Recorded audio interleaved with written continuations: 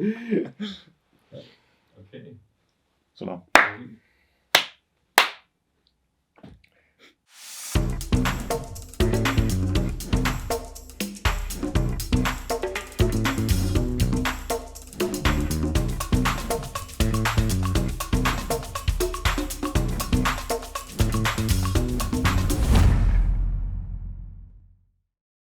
Welcome again to our series of videos.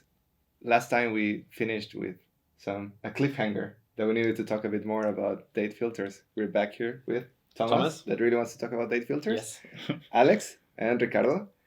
And Thomas. Okay, date filters. Let's go. Pressure. What's the most important thing about date filters? Only use one date filter. Never use two date filters. First of all, you need to be a little bit of advanced already to understand that two date filters are possible, basically, because they only make sense if you group them. But it's so kind of confusing if you have two date filters that it normally never makes sense to do that. Most important rule, I would say, use only one date filter. And then I think what's hard to understand at the beginning when you start with Data Studio is how is that date filter working? I mean, everyone knows, okay, you can click on that and you can click on last year or select a certain time range, but how is the date filter connected basically to the charts and to the tables? Because the date filter itself has no functionality at all except of giving the string from and to. The functionality, how basically the date filter is connected to a chart and a table, is in the table settings or in the chart settings and not in the date range filter itself. So talking about that, we need to understand how time perspective or date perspective is working. And normally you should basically decide in one dashboard for one basically date perspective or date. You have to. You have to, yeah. Otherwise, it gets confusing. Imagine you have an e-commerce dashboard and you show certain different charts and tables. Then you could say, okay, one table is basically showing revenues per date. And then you need to decide, are you talking about an order date? Are you talking about an invoice date? Or are you talking about I don't know, return date? You have different options, but you need to be very stringent in the whole dashboard, because otherwise it gets confusing. Yeah. So you then always see in the table, for example, you always see then just a date, for example. Maybe you should also then use there the same range, date range dimension, or the same name as you also use then in the dimension. So for example, in the table, then you say invoice date, for example, then you show the invoice dates and the revenue, and then also use for sure in the date range also the invoice date, because else it's getting also confusing. But yeah, so that's really important. So it's not important what you put inside as dimension and metrics for the date range filter. It is just important what you put as date range dimension into the charts and into the tables. So it works different than all of the other filters. So in the setting, basically below, so if you click inside a table or a chart, basically below the data source, you have this, how's it called? Date range dimension. Date range dimension. And this you need to set for one date column out of your data source. One important thing, it's not there if you basically use a partition table. So if your data source basically is partitioned and you connect, only talking about BigQuery in that case, and you connect to a table, a partition table, and you select basically this field, use partitioning, time partitioning, and then this date range dimension is basically vanished, because basically the date range dimension is then the field of the table partition. Yeah, exactly. Makes total sense, because you would like to use that time partitioning. That's why the date range dimension is basically then pre-selected to the partition column. Otherwise, you can use it there, and again, make sure that it's the same in one dashboard, like in one view. And if we, for example, talk about e-commerce, you could have different perspectives. For example, someone from marketing normally looks at the order date, right? Because this is where he's most interested in. He makes some marketing, or he has some marketing budget, and based on the budget, he would like to see, okay, are my customers converting, and you're interested about order date. A CEO of the company or a financial like a CFO or whatever, he's more interested in invoice date, obviously, because he's interested in was there any cash flow coming in or out. So you need to make sure that you don't mix up those different date perspectives. Mhm. Yeah, so then for the date range filter, you can always set a default value. So for example, let's say this month to date or something like that. Um, and then always when you open the report again, then it's always filtering for that default value. But every user can change that value as he or she wants. Um, I'm not sure. So then, when some kind of data studio session or something is expanded, then again there is the default value. So then you have to change it again. So you should choose the best fitting for the most of the people, the best fitting default value. But then everybody else or everybody can still change it. Maybe it's also important to think about cost, right? For the Mhm. default date range, because everyone who's basically opened that report is seeing basically the default date range. If that is 1 year, it also queries against the database 1 year. So it could make sense to get the date range basically only first last 7 days, last 14 days, to reduce the queried amount of data and also to keep the cost low. Because as an example, if every user goes to the dashboard, it pulls immediately 1 year of data, and then he says, I don't need 1 year, I need the last 7 days. Then always the query is running against the database for 1 year. You have the cost for 1 year, and then it's running again for last 7 days or 14 days. So that doesn't make sense. So really think about for this particular dashboard, which time range could be important. If we look about or if we look on orders, normally you are not interested in the last 1 year. You're probably interested in last 7 days or yesterday, or depending on what your dashboard should look like. Yeah? Mhm. So yeah, then you have different values you can set. So for example, last 7 days, last 14 days, last year, or previous month, whatever. Then you have fixed. So then you can, for example, say, okay, I want the 10th April 2021 till 20th of April 2021, whatever. And then it's always that one. And you can also use the advanced thing.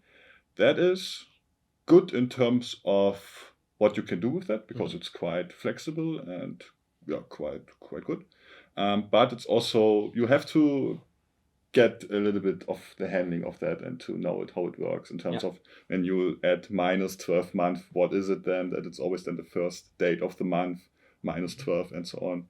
And minus 1 year, that's always then the first the first date of the year, and then minus, so that it's a complete different thing if you say minus 365 days or minus 1 year, for example. So that's all of that kind of stuff you have to be aware of, and you have also to be try it out a little bit.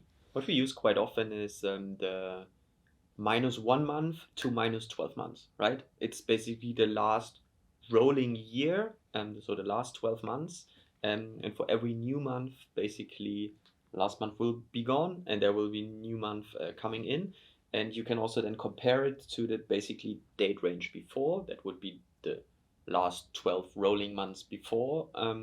And this makes sense because it's dynamical and you don't need to change it. What you should keep in mind is when you use the fixed date as a date range, that works quite good if you QA data. So when your dashboard is not finished yet and you would like to basically, or you're still working on that, use that fixed time range because you can say, okay, give me 1st of March till end of March, and every time you go to that dashboard, you always see the same values this is good because you see immediately while basically developing on that and while basically changing that dashboard when numbers are changing, because normally in the past the numbers should not change except of returns and so on for e-commerce, for example. There you have to look inside, but otherwise this is a good use case for fixed date ranges. Yeah, I think the date ranges have all the flexibility that sometimes I miss in other features of Data Studio. No, it really allows you, like I think the two of you covered, from whatever angle you want to be presenting the date range, and also giving the actual people doing the analysis through the dashboard to play around with it as they want. No, full flexibility to do what it wants. And I have never had like problem with bugs or something crashing with the date range in particular, which I cannot say Yay. out of almost anything else from Data Studio, although I really like it. Yes. So would there be, you mentioned that in some cases it would make sense to have two date range filters. Alex. Yeah, so if you group Mhm. different kinds of charts and then put for everyone another filter, that would maybe make sense. But if you have one report without groups, I have no case for two date range filters. I don't know. Yeah. Let's imagine you would like to compare Exactly. two date ranges, Yeah, right? exactly. So you have basically the left part and the right part of the report. You have a versus in between. Ricardo makes super cool dashboards with a Street Fighter background.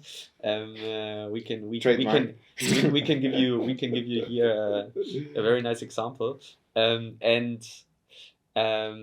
if you have that, you can of course group basically the left side and the right side, put one date range filter on top of the right side and one date range filter on top of the left side, and then you can easily compare basically both date ranges. That would be a good example for that. Otherwise, if it's not completely obvious what you are doing there, don't do two date range filter. Yes. One date range filter we forgot is obviously the one inside the element itself, like inside the chart setting or the table. So it could be that you have a date range filter on top for all of the elements in your dashboard, but you have one particular table or chart which is showing, talked about that already, last 12 rolling months, for example. So then it makes sense that your date range filter, your like which is covering the whole page, is showing last 14 days, for example, but this one chart at the very like bottom to the right is basically showing last 12 months. Make sure that this is stated in the name, right? Yeah. So if you do things like that, then write in the name, this is revenue and AOV brackets last 12 months or last 12 rolling months. Then everyone knows that this chart is basically has a fixed date range of a certain month. As a maybe a side way of a way to try out to do date filters without date filters, and I think we've done it. You can actually put drop downs with year, with month, with something. And for specific use cases, I think it's quite interesting to check now. For example, then you have a filter that shows only the years, and then you can quickly select if you want to compare some years or see the performance only in years. Or maybe you want to compare how May has been across time, no? And then you just go to the drop down, go to May, and then you show, maybe you have a table with the month by month performance, and then you see only May across the years, no? So think about this flexibility, like yes, the date, for thinking about time, the date range filter usually is a more logical option, but also the other one that you have of this drop down multi select can also be the thing that For you years, yes. Maybe even checkboxes.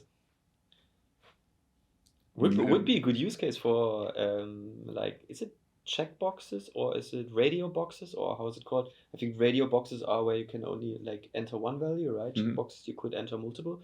But that would be good use case. If you say, I would like to have the dimension year, for example. I only take I sort them these by descending. Only take the first 3, 4, 5 values, and then cut and show basically year 222, 221, 220, to 19. 4 values, radio boxes, could work. We never did that, but would be a good use case, maybe. Yeah.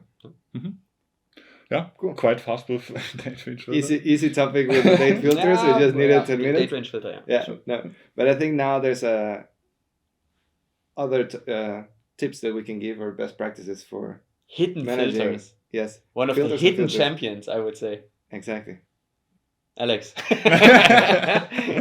So you can for sure also already filter your report or at least your page.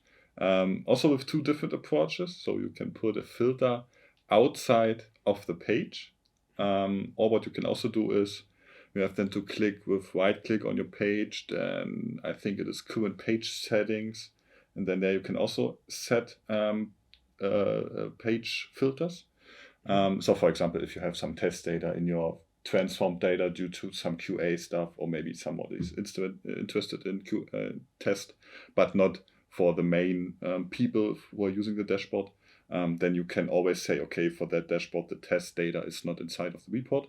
And that you can do, as I said, with two ways. So put outside of the filter, outside of the page, a filter where you use the is test column or whatever, and then put inside two or one or whatever what it is. So that is one example.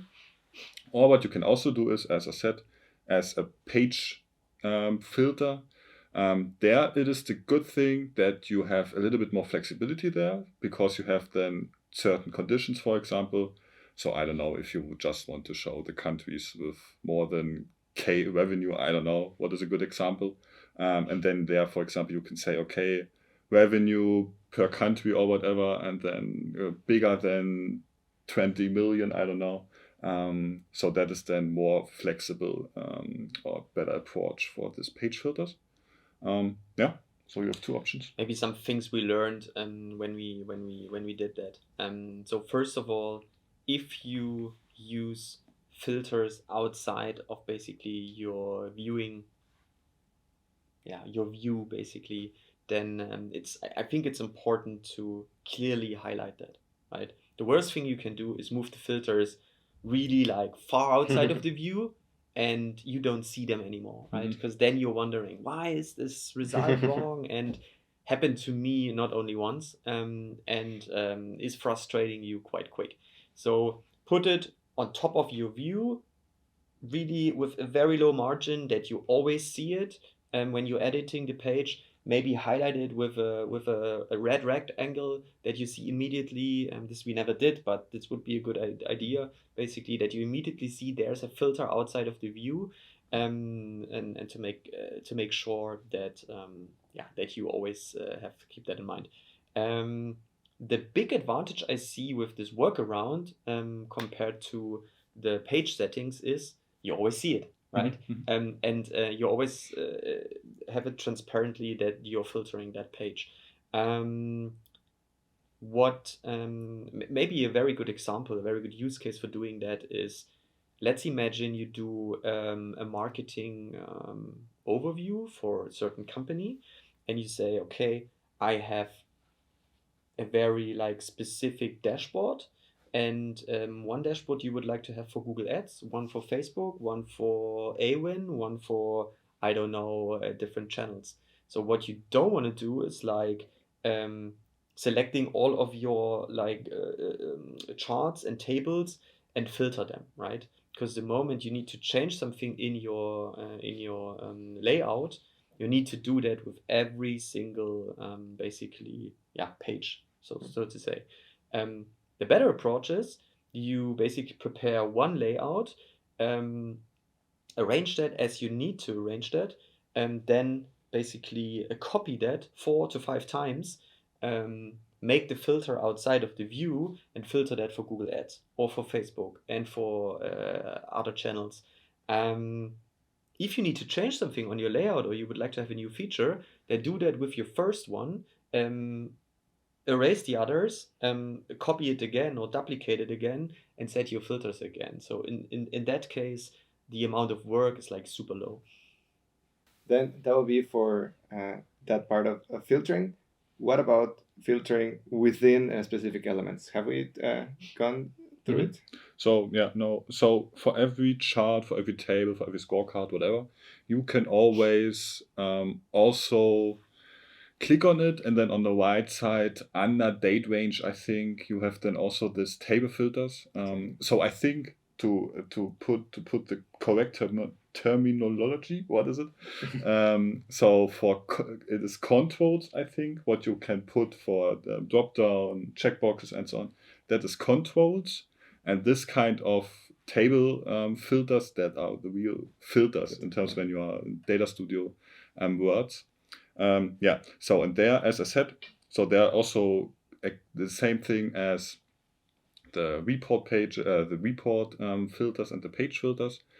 So there you can also select which data source, which dimension, and then due to or relying to the dimension, if it is a boolean, a number, a text field, whatever, then you can put in a condition. So regex contains equals bigger, higher, greater, whatever, two false.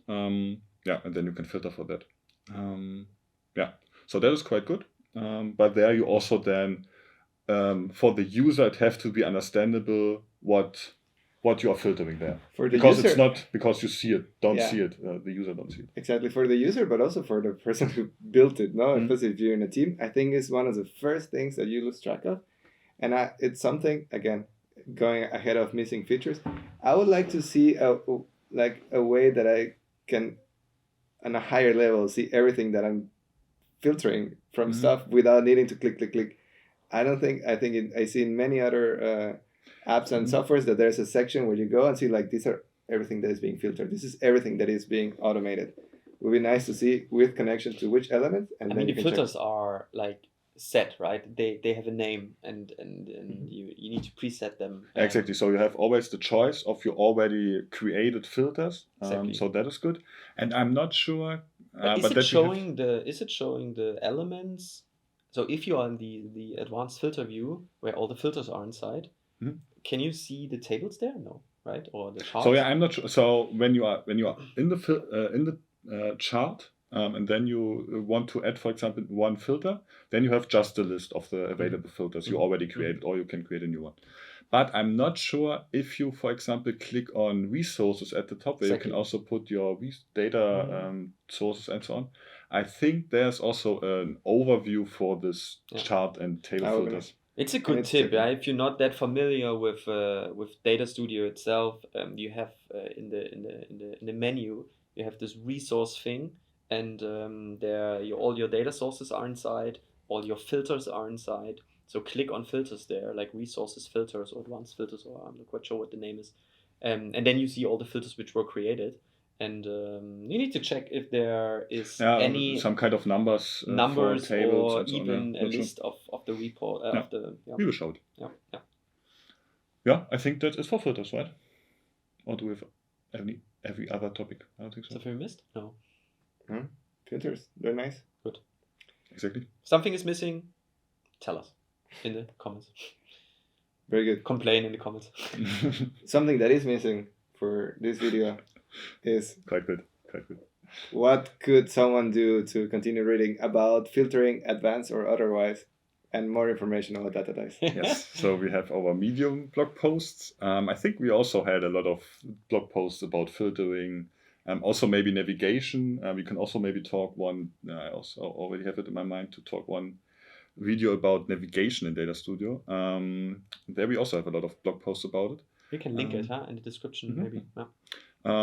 Yeah. So then else still our LinkedIn posts, really important. So also following us there, and YouTube, subscribe, clicking on the bell, and so on, and checking the new videos. Ring, ring. Ring, Perfect. Thank you, Alex, Thomas, and see you in the next video. See you guys. Bye. Bye.